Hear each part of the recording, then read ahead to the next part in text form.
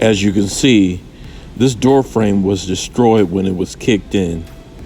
Wood is missing, and there's no stability in the door frame.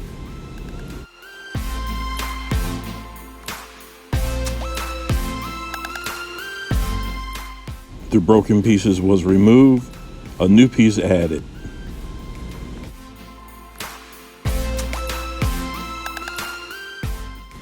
The door molding is removed.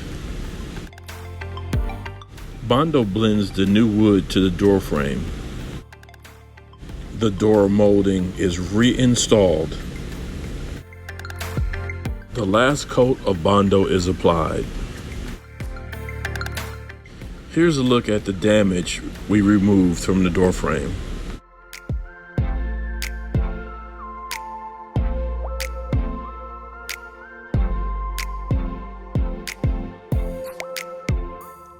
Okay, got it locked.